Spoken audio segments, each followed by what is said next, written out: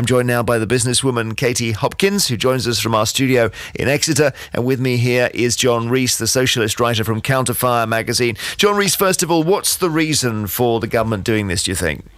Well, I think they are very, very vulnerable to the claim that this is a government of the rich, of the millionaires, at a time when they're supposedly trying to push the line that we're all in it together. So I think, particularly the Liberal Democrats, want to distance themselves from that. But there's a need for our society to change in this way, is there? Well, we all know that in the last generation, social mobility has become much, much worse. The gap between the rich and poor has become much, much greater. Some people on the Tory benches actually think that's a good thing, and it's quite remarkable actually that Nick Clegg should say this, because the Tory party held a fundraising dinner where they sold off internships at £2,000 or £3,000 a head with city firms. Now that's to institutionalise the very kind of nepotism which Nick Clegg is supposed to be attacking. Okay, let's start with that as an example, Katie Hopkins. Is there something wrong with saying, come and work for this MP and actually pay for the privilege of doing so? Absolutely not. I think it's a fantastic thing that they're raising funds, and I think we should be glad for that. I think there's a very limited supply of internships, whereas the market, there is a massive supply of people wanting to take them. So, of course, they're going to achieve a high price, and I don't see any problem at all with companies allowing their own clients, for example, to put their sons and daughters forward for internships, because it's one way of offering competitive differentiation in the marketplace. So I'd say that it's absolutely fine. So say a legal firm could take on the son of somebody who they do business with, John, in order to help their business, help everybody. Who loses out? Well, of course, I understand that people who are defenders of an unfettered free market system think this is marvellous. The Tories have always thought that it's marvellous if people come and work for them for nothing or for low wages. The vast majority of us aren't in this position. The vast majority of us depend on being paid for the work we do and being paid at a reasonable rate. I'm very glad that people like Katie actually put this case, because it shows exactly what the Tory government stands for. It rips aside the mask that Liberals the Tory government them. aren't here, so let's not be too party political about it, because we're talking about something social here that may or may not be a bad thing. Katie Hopkins, the point about who you know, surely, is that you do extract the next generation from quite a small circle of people, and particularly London-based, if you're a London firm, because those interns can only afford to come and work for free if they can stay with their parents, and their parents have to live in London. And surely that's not very open, and therefore it's not very good. Yes, it is a very limited base, I will give you that. But I would say that in a very difficult market, you have to do anything that you can to keep your clients. And one of the ways of doing that is affording internships to their sons or daughters. And I don't think that we can look down at that in a time when the market is so constrained. I would also add to the gentleman who points out that, this is a typical sort of argument that you would get, that with the internship position, many students are willing to offer their time at the moment for free. I work with colleges all over the country on how they're going to make themselves more employable, and all over the place students are saying, yes, I'd work for free, I'd do a month for free, I'd do anything to get a job. So there's many people out there willing to do that because they are so willing to try and get themselves a job. So it's not just a few people out there that are willing to do this. Let's say you are... She's absolutely right. You're trading on people's desperation. You're trading on the fact that there's increasing unemployment. You're trading on the fact that there's poverty. You want people to work for virtually nothing because they can't get a decent job. You don't want to see them in properly paid, stable employment with decent wages. That's absolutely right. You've put it in a nutshell, because there are so many people who are so desperate, you're going to exploit them. That's exactly your position, and exactly the position, I believe, of the Tory party. Let me just take an example of a newspaper, fictional newspaper, right? And lots of people want to work in the media, and this paper could do with a bit of extra help. It can't afford to have the extra help, so it's going to take on some interns, and it's not going to pay them. Now, is there a problem with that, for starters, John? Yes, of course there is. Not paying them. Of course there is. But it suits both sides, doesn't it? No, it doesn't. There wouldn't be a vacancy if they paid. It only suits the people looking for a job because the situation in which they find themselves is so desperate that they will work for nothing. Now, that is not a good situation. They get experience. That's something. Yeah, but you know as well as I do, Jeremy, that very often, especially in the media, actually, it isn't one internship and then you're into a proper job. It's one internship followed by another, followed by another, sometimes for 2, 3, 4 4 years where people are working for virtually no wages or no wages at all. And before we get on to the next part of it, Katie, that does become then institutionalised, that half the newspaper's salaried and the other half is working for free.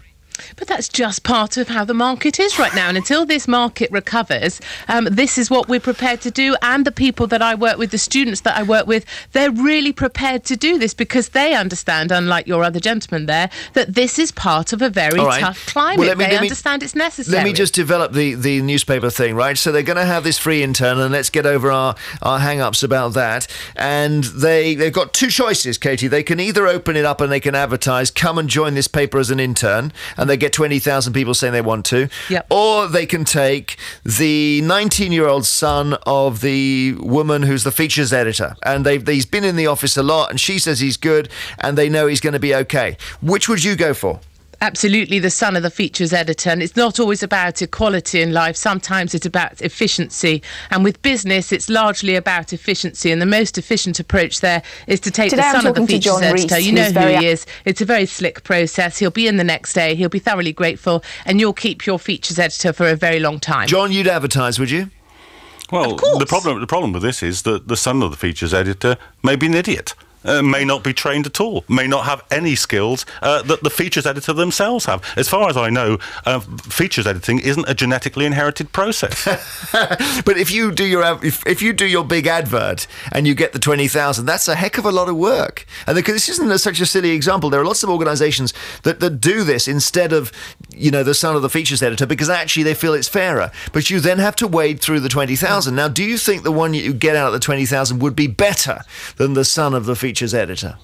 It will be fairer, and the chances of getting a more high qualified person, if you have 20,000 applicants and you happen to bump into somebody in the corridor in the office who says, "Oh, look, my son really needs a job, why don't you give him one?"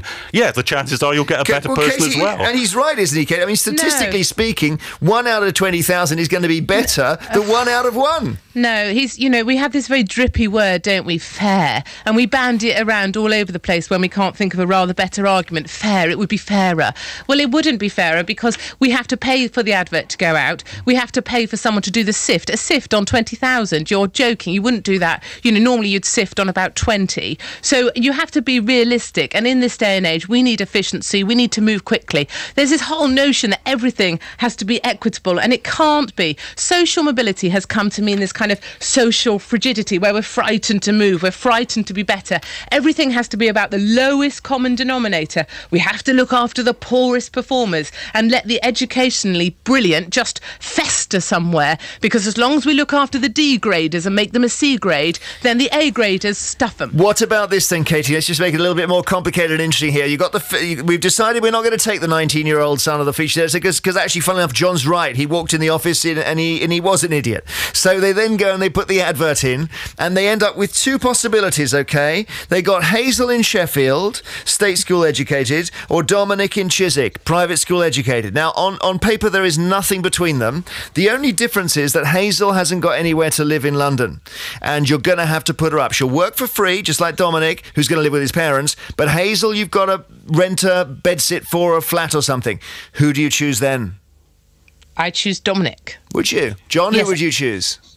I choose Hazel, but I love this is a dream. Seriously, if this was your business, would you pay for Hazel? If it was your bottom line, are you honestly saying you would pay for Hazel off of your bottom line of your business? What do you mean? Given the rates of profit that are taking place in the banks and other sectors, given the bonuses that are being paid, yeah, absolutely, I would. And given the fact that corporation tax has just been slashed again by this government, given the fact that the top rate of personal tax has just been cut by this government, yeah, Katie, I think you've got the money. Pay the people to do the work.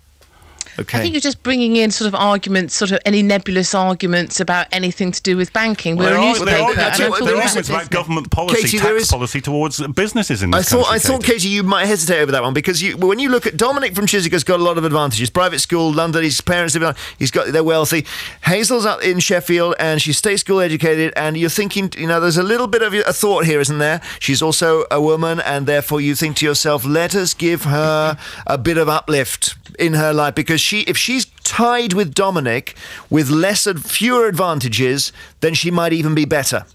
No, because I really struggle with this, because there's the notion at the moment, isn't there, that if someone from a working class background applies for a university place with fewer qualifications than someone from a middle class background, they should be given priority. The working class person should be given priority. Or the same. That's the point, isn't it? Yes, if they've got the same qualifications. There is no policy in education that if a working class person has less qualifications, they should get a place. That's simply well, it's just untrue. Introduced that policy. No, that's simply untrue. The policy surely is if you've got the two people sitting in front of you with the same qualifications, one of them's had a private education, one of them hasn't, you say, well, the one who didn't have the private education did better in a sense. Do you not think that's fair, Katie? Do you not say, well, their parents obviously struggled very hard to put them to private school because they wanted their child to prosper? You know, the biggest single engine of social mobility that we have is the instinctive desire of a mother or a father for their child to do better. And suddenly, if parents have somehow managed to get their child to private school through whatever they've managed to do, that is now wrong. That is now not seen as a good thing. If they have struggled to earn the money to get their child to private school, suddenly that is going to work against them. And I question what sort of society we are trying to build and what sort of social mobility we are really creating. Thank you very much indeed. Go on, John. Well, I question the kind of society where, since we're talking about education, in 1979, 25% of university places went to people that came from the 20% highest income earners in this country. Today, that's 50% of the top universities, despite the massive expansion of university education. So, I mean, I'm very grateful to Katie. She's for unfairness against fairness. She's for inequality against equality.